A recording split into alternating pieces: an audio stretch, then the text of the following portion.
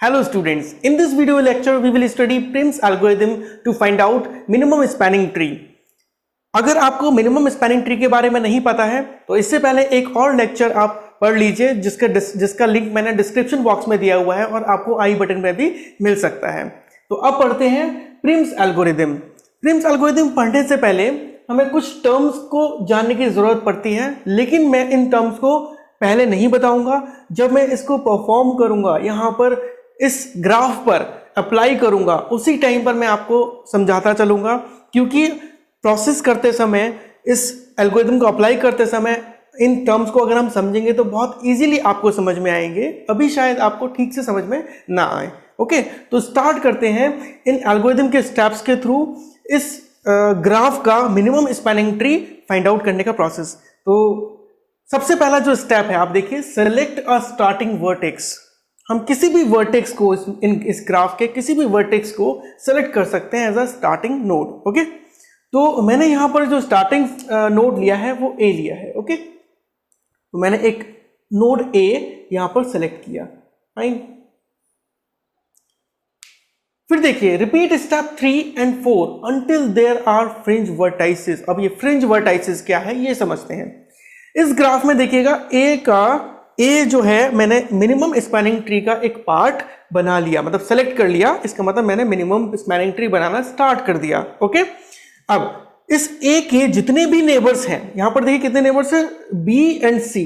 तो ये जो ए के नेबर्स है ना, इन नेबर्स को ही हम बोल रहे हैं फ्रिंज वर्टाइसेस। ओके, तो बी और सी ए के दो फ्रिंज वर्टाइसेस हैं, ए के दो फ्रिंज वर्टाइसेस हैं। ओके, अब देखिए, ए का जो वेट है दैट इज 7 और ए टू सी का जो एज है उसका वेट है 3। Got it. अब देखते हैं स्टेप 3 और स्टेप 4 क्या है। स्टेप 3 है select an edge e connecting the tree vertex. Tree vertex कौन सा हो गया, ए। ओके, इस ट्री में जितने वर्टेक्स को मैं शामिल करता चला जाऊंगा वो ट्री वर्टेक्स हो जाएंगे, और वही कंप्लीट जब सारे के सारे नोड्स उस ट्री में इंक्लूड हो जाएंगे तब वो ट्री हो जाएगा मिनिमम स्पैनिंग ट्री।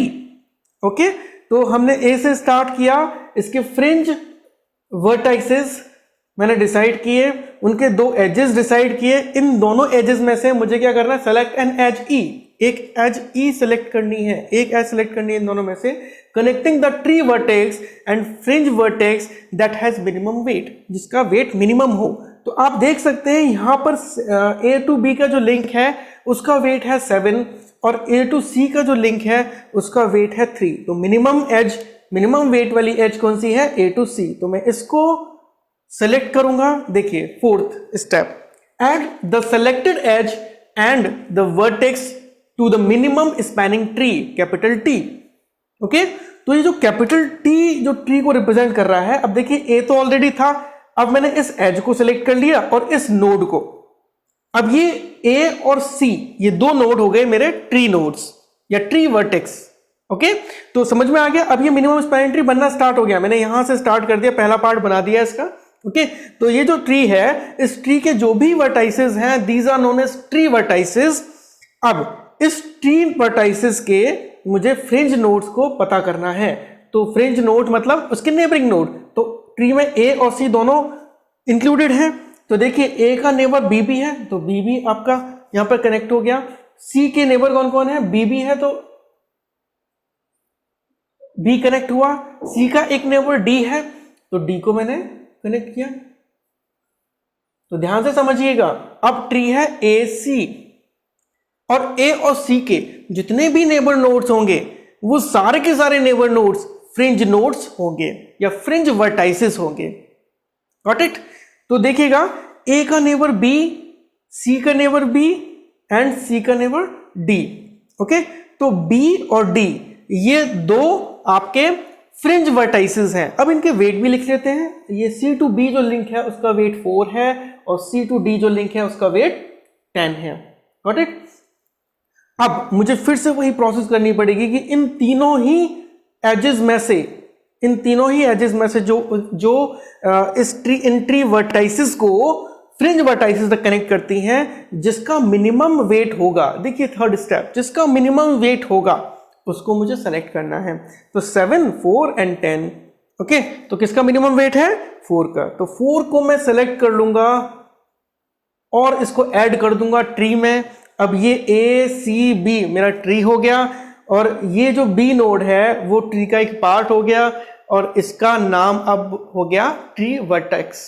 ओके, तो ACB अब 3 ट्री वर्टेक्स हैं। अब मुझे क्या करना है? मुझे A के, अब देखिए A का कोई भी और नेबर नहीं बचा क्योंकि अब ये क्या है? ट्री वर्टेक्स है, तो इसको हम हटा देंगे। ठीक है, और कोई नेबर है नहीं, 2 ही नेबर थे C और B और दोनों ही ट्री में इंक्लूड हो गए, यानी ट्री वर्टेक्स हो गए। अब B के जो नेबर हैं, B के नेबर कौन कौन से हो गए? एक तो E, क्योंकि B ट्री वर्टेक्स है तो पूरे ट्री में जितने भी ट्री वर्टेक्स होते हैं उन सबके नेबर्स को हम फाइंड आउट करते हैं। देखिए C का जो नेबर है D है, ओके, और B का नेबर D है। Got it? तो ये सारे के सारे, यानी सारे छोड़िए, जो E और D ये 2 जो नोड हो गए, ये 2 नोड क्या हो गए? फ्रिंज नोड्स हो गए। ओके, अब इन फ्रिंज नोड्स को ट्री नोड से कनेक्ट करने वाली एजेस में से मैं उन एजेस को सेलेक्ट करूंगा जिसका वेट मिनिमम है। तो ये देखिए 3 एजेस हैं जो फ्रिंज नोड्स को कनेक्ट कर रही हैं। एक का वेट 11 है, एक का वेट 9 है और एक का वेट 10 है। तो मिनिमम इज व्हाट? 9। तो इसको मैं कनेक्ट कर दूंगा, कनेक्ट कर दिया। और उसके बाद में जो D नोड है उसको भी मैंने ट्री वर्टेक्स में कनेक्ट कर दिया। तो अब ट्री वर्टेक्स से ट्री वर्टेक्स का दूसरे लिंक की जरूरत नहीं पड़ेगी, वो मैंने हटा दिया। ओके, नाउ अभी भी फ्रिंज नोड बाकी है, अभी भी एक फ्रिंज नोड बाकी है। अगर मैं इस ट्री का फ्रिंज नोड पता करता हूं, यानी कि जितने भी नेबरिंग नोड जो ट्री नोड नहीं है, ठीक है ना, वो नोड कनेक्टेड हैं अगर, तो यहां पर ये E जो है ये नोड कनेक्टेड है, करेक्ट है ना? तो ये क्या है? ये क्योंकि B आपका ट्री नोड है और इस नोड से इस नोड का नेबर नोड E है, तो ये क्या हुआ? फ्रिंज नोड हुआ। क्या कोई और ऑप्शन है इस नोड B को इस फ्रिंज नोड से कनेक्ट करने का, या किसी भी फ्रिंज नोड से कनेक्ट करने का? क्या कोई और एज अवेलेबल है? नहीं है, मेरे पास केवल एक ही एज है और अब मुझे मजबूरी है कि मुझे यही एज सेलेक्ट करनी होगी और इस एज को मैं सेलेक्ट करके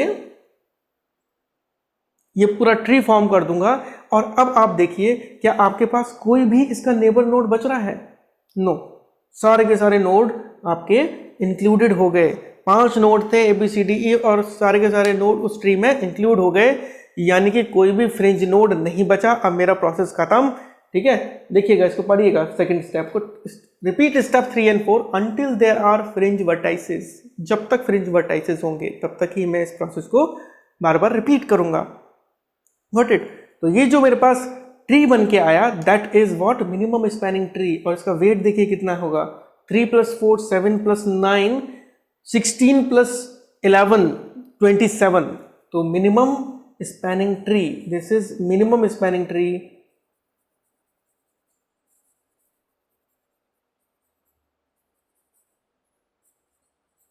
मिनिमम स्पैनिंग ट्री, ओके, और इसका वेट है बेटा 27।